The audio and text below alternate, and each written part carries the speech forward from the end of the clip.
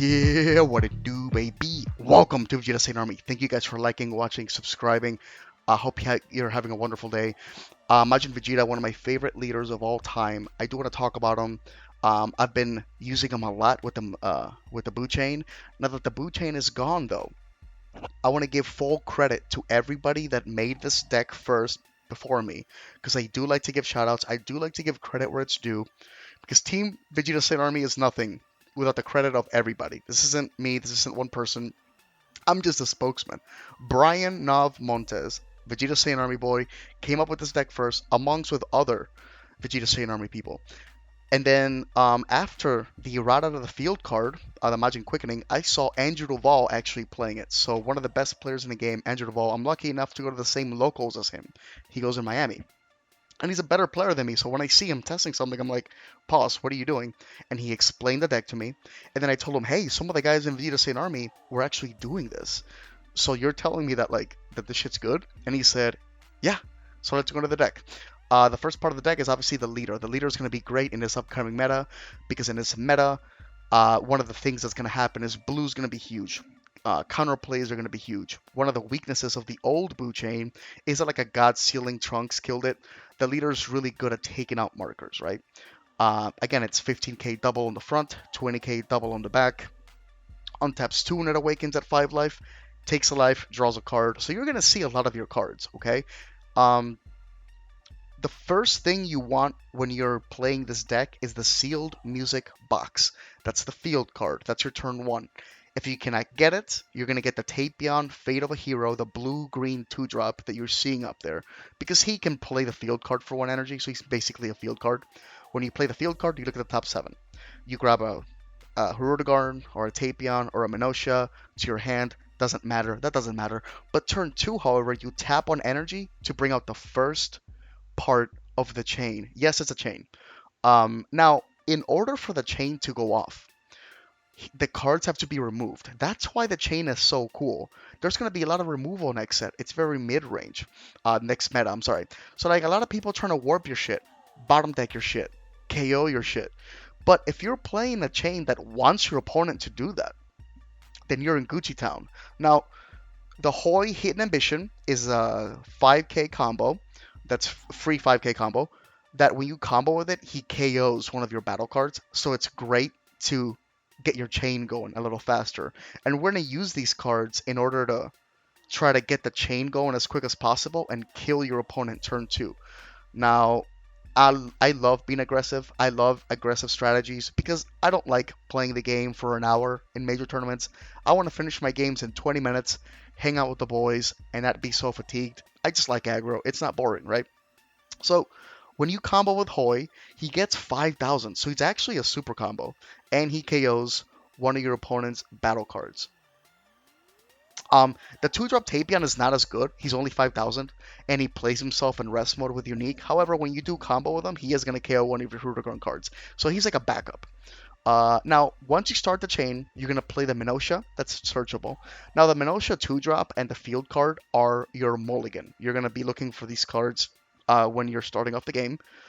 You swing with the 2-drop, right, once you play him. Now, if he's removed by any effect, or if he's KO'd, you can play the 3-drop from the deck. Obviously, this makes him really good. You know, cards without barrier or deflect are usually really bad, unless you're playing this chain, which is really cool. Now, if you don't want to play the 3-drop, you can always draw a card, okay?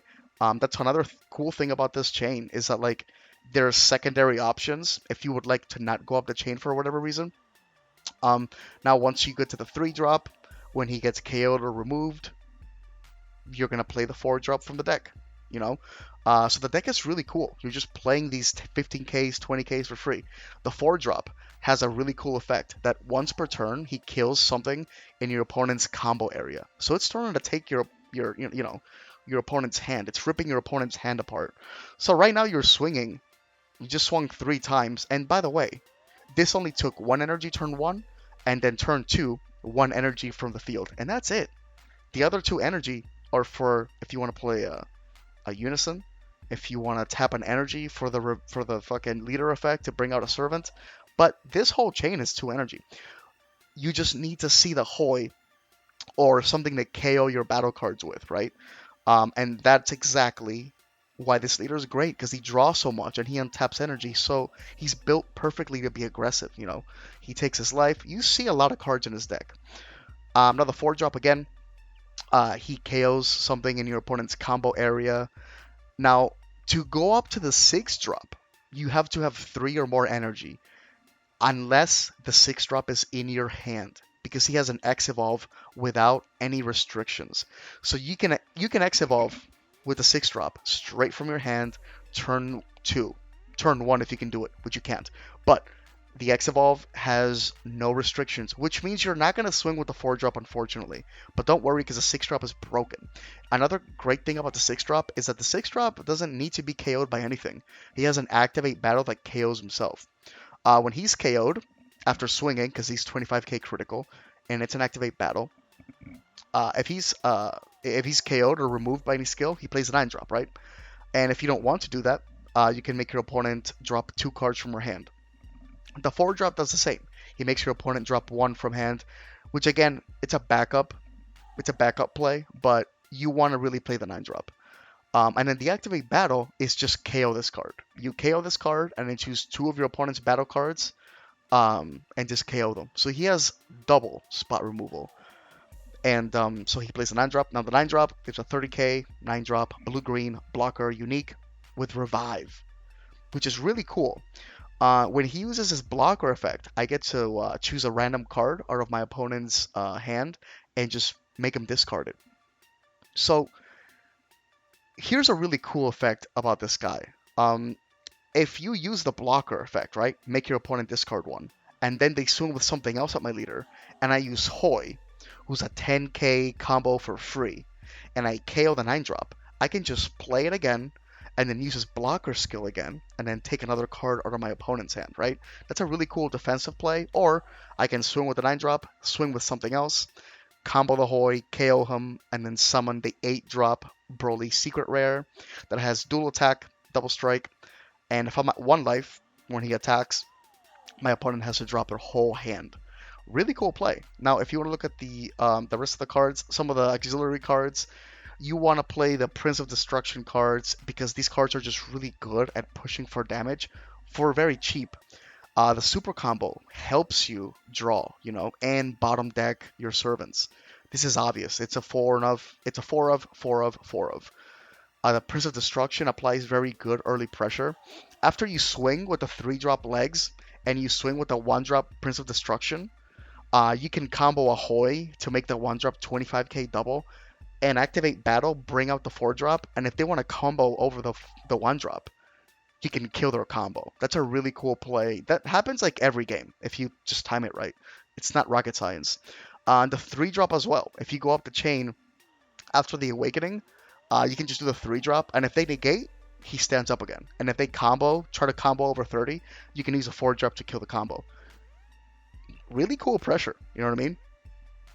One of the cards that are auxiliary as well, kind of like, help the engine, is the Unison. The Unison is a 1-drop. It's 15k. You can't attack with it unless he has like 3 more than 3 markers. But he's great because he makes Charismatic Villain Frieza live. He makes Dormant Potential live. His +2 makes you discard a card from hand, which is kind of cool, because you can discard the 9-drop to play it again. Or you +1 to KO one of your Phantom Demons, which is great because it really helps you go up the chain. This Unison is really, really useful.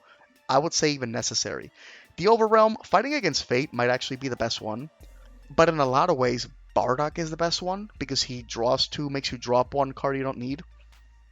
But at the same time, the 3-drop Kai is really good too.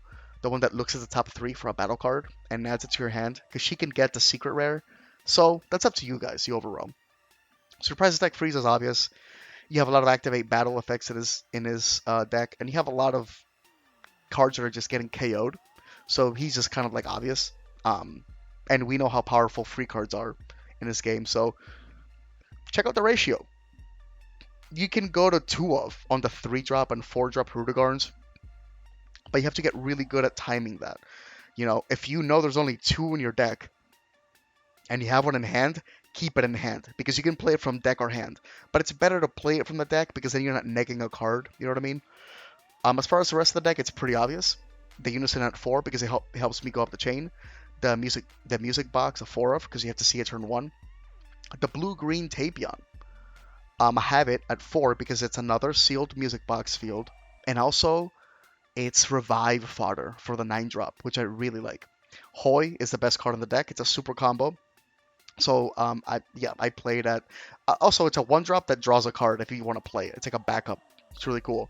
But no, Hoi is amazing.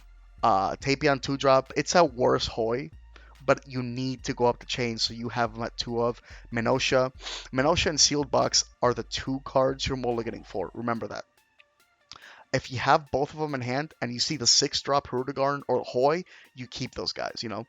But Menosha is great at 4. Again, the rest of the chain is a 3 of.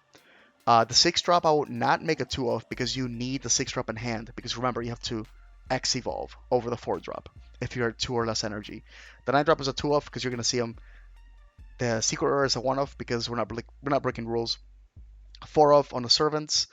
4 of on a Super Combo. We're not Saki. Suppress Attack Frieza at 2 of. You can change that. The Overwhelm is at 2 of. It's up to you. Now, if you want to see some gameplay on how to use the cards, the only thing that really stops this chain is if your opponent is blue, and has God Seal, you know. So if they have God Seal, you want to swing with the Unison first to take out those markers. And then once it happens, then you can do this freely. You go in your wallet, you go on your deck, under your sleeve, wherever you're hiding your cards, or wherever you have them, and you're gonna play your Menosha. Once you have the Menosha, it's a wrap because then the rest of the deck plays itself, right? Always make sure you're aware of your opponent's markers. Now with the 3-drop, the real trick is you want to slap it as hard as you can on the table so it makes that flapping sound, that little, you know, just so your opponent knows how serious you are about this change. It's how serious you are committed about this stupid deck that shouldn't live. But now the 4-drop, you want to act surprised when he comes out, but you're not because it comes out from a deck and you're running 3 of them, you know.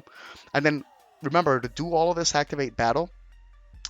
So you want to swing with the 1-drop Vegeta or the Life and Death Vegeta, with the 3-drop already in rest mode because activate battle. You want to combo with Hoi and then bring out the 4-drop. Now when they're comboing, you can kill their combo. So if they see the 4-drop on board, they shouldn't combo. But you know, now obviously do not swing with the 4-drop. You're gonna X evolve right into the 6-drop. Boom, and you want to really tape it up. You want to give pop. You want to do that pop so your opponent sees the foiling of the card. It's a draft box card. It's kind of cool. It's kind of shining in this picture, but you really want to show it to him. And then you swing with the 6-drop, and remember, you want to have an attack after the 6-drop because the 6-drop is an activate battle to KO it, and you don't want to waste his attack. You know, you don't want to use his activate battle on himself, or else the attack fizzles. And then at this point, they're kind of done. You want to bring out the 9-drop with a little bit more swagger than the last ones. Now, if you look closely, bear with me, by the way, it looks like me dropping my mixtape. Because you can see the fire really coming out of his mouth. And once you have this, you can use this card defensively or offensively. Now, if you're lucky enough to use this card offensively, then you know what to do. The Secret Rare is wild. If you have $300 laying around, you can buy the Secret Rare. Maybe your son doesn't need that money this month, you know? That child support can wait, you know what I mean? Like, spend your money, king, you deserve it. 2020 was kind of rough. If you have a little bit more money, you know what I mean? You can go right ahead and go to Pro Mats, the official sponsor of Vegeta Saiyan Army. Now they're going to have the best mats of the game. And I say this because the designers make the art off of what you want. They have a great store already, but their mats are also shipped from Canada. So they arrive within a week, maybe 2 weeks. Not going to take a long time. Check them out on the link below. If you guys have questions about this deck, go to Vegeta State Army, the Facebook group. Go to the comment section. Ask. It's a weird deck, but it's a really cool deck. I've been using it for a long time. Props to the Vegeta State Army boys. This deck is wild. I love aggro. Do you guys like it? Do you not like it? Do you have any suggestions about the deck? Do you think you can tweak something about the deck that maybe I didn't think of? Tell us. We're here to learn. Like, subscribe, all of that bullshit, and I'll see you guys next time. Good luck this meta. You're going to need it. Just kidding.